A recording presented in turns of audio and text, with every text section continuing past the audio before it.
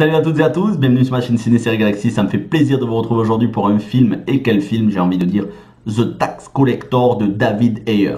Alors tout de suite, on va mettre les choses à plat. Je ne suis pas un détracteur de David Ayer malgré Suicide Squad et Bright. Il est vrai que j'ai été déçu de Suicide Squad, j'ai énormément aimé Bright, ceci dit, même pour ceux qui n'ont pas aimé ces deux films, n'oublions pas une chose avant même de commencer. David Ayer, c'est le scénariste de Training Day, c'est le scénariste de SWAT, c'est le scénariste et réalisateur de Bad Times avec Christian Bale, Au bout de la nuit avec Keanu Reeves, Sabotage, alors celui-là aussi il s'est fait démonter, Sabotage avec Arnold Schwarzenegger, mais surtout End of Watch avec Michael Peña et Jake Gyllenhaal qui est juste excellent. Et Fury, j'ai envie de dire, ce film est un bijou, je pense que j'ai pas à vous convaincre, il y a très peu de personnes qui déteste ce film. Si David Ayer est conspué, c'est certainement pas sur son ancienne filmographie avant Suicide Squad, mais celle depuis Suicide Squad. Donc, David Ayer a-t-il retrouvé sa superbe? Telle est la question de cette critique. Et tout de suite, je vous présente donc The Tax Collector. Synopsis, point sur le casting, point fort, point faible. Tout est dit, on va essayer que ça dure pas trop longtemps.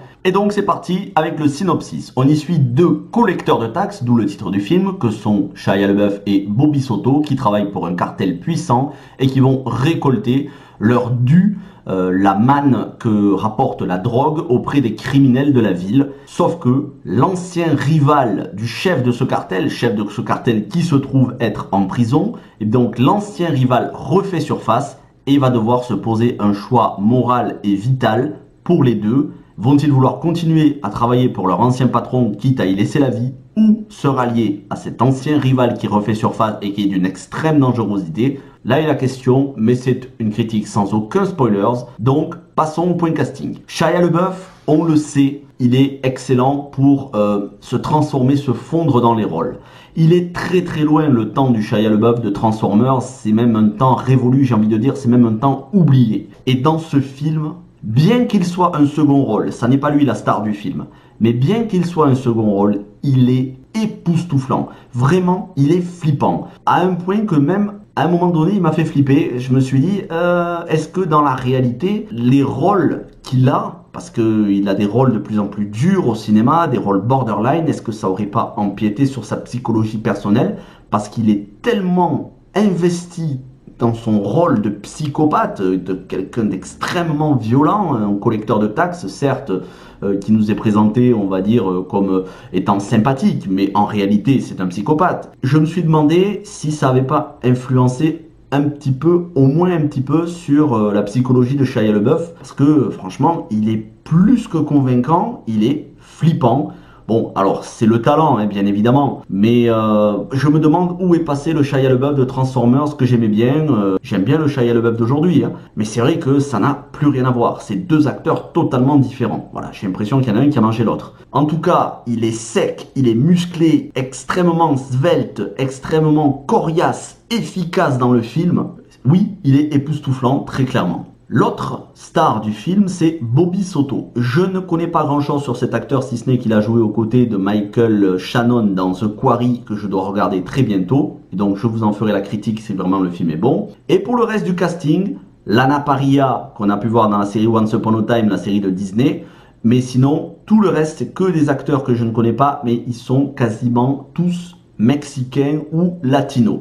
Et ça, c'est un des points forts du film. Le fait que l'ambiance, l'ADN du film cartel mexicain, ça soit respecté par le casting. Ils sont quasiment tous, hein, en dehors de Shia LaBeouf, ils sont quasiment tous latinos. Même Jimmy Smith qui joue dans le film un rôle dont je ne peux rien vous révéler pour ne pas spoiler, il est habitué à des rôles justement de latino. Si vous aviez regardé Sons of Anarchy, vous le savez, hein, si vous avez regardé la série Sons of Anarchy, où il joue le rôle de Nero Padilla. Alors Jimmy Smith, pour ceux qui ne connaissent pas Sons of Anarchy, c'est celui qui fait le sénateur Organa dans Star Wars. Mais voilà, on a un casting qui vraiment est conforme à l'ADN du film et à ce que veut raconter le scénario dans l'ambiance que veut le raconter. Et ça renforce le réalisme et l'authenticité. Maintenant, venons-en au point faible du film. Très clairement, pour moi, il y en a un seul. Le fait que le film ne dure que 1h30, on ne peut pas assez s'attacher aux personnages. C'est le seul point faible. Si le film avait été développé en 2 heures, on aurait plus d'attachement aux personnages. Et vu ce qu'ils vont traverser, on a besoin de s'attacher à eux. Et donc là, j'en viens au point fort, c'est le réalisme. Le réalisme et qui est intimement, intrinsèquement lié à la violence du film. C'est un film d'une extrême violence. Je pense que s'il était sorti au cinéma, ça aurait été interdiction stricte au moins de 16 ans. Même pas genre déconseillé. Je pense que ça aurait été une stricte interdiction au moins de 16 ans. En tout cas, ça les mérite. Parce que je peux vous dire que des scènes de torture, des scènes violentes, des scènes sanglantes, il y en a. Et c'est en cela qu'on retrouve le David Ayer de son ancienne filmographie avant Suicide Squad. Il a repris du poil de la bête, c'est le moins qu'on puisse dire. C'est pour ça que quand il dit Suicide Squad, on a saboté son film, il avait l'intention de faire quelque chose de plus dark, de plus violent, je le crois sur parole. Parce que si c'était ne serait-ce que la moitié de The Tax Collector, ça aurait été chaud. C'est pour ça que ça serait pas passé auprès des pontes de la Warner parce qu'ils voulaient un film tout public. Bref, on parle donc de Tax Collector. Oui, c'est un film extrêmement violent, c'est un film réaliste. Ça ne fait pas dans la romance ou très peu. C'est justement un petit peut-être le défaut du film. C'est pour ça qu'on s'attache pas assez aux personnages. Mais sinon, voilà. Les situations sont plutôt crédibles pour un film de cartel. Gros point positif donc aux acteurs. Et puis il y a cette bande originale qui renforce l'immersion, où il y a quasiment que des titres en latino, que ce soit du flamenco, que ce soit... alors je sais pas si le flamenco c'est espagnol ou si c'est mexicain, mais bref, pour moi c'est latino.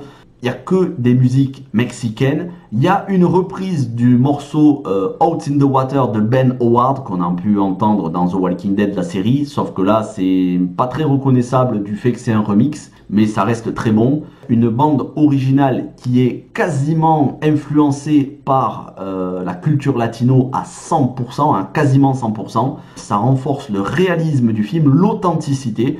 J'ai envie de dire que c'est un film qui, pour un budget de 30 millions de dollars seulement, pour moi, est un des meilleurs de David Ayer. Un des meilleurs de David Ayer. Vraiment, il est revenu à ce qu'il savait faire de mieux. Des polars burnés, ultra violents, très réalistes, très crus. On fait pas dans la dentelle, avec un climax...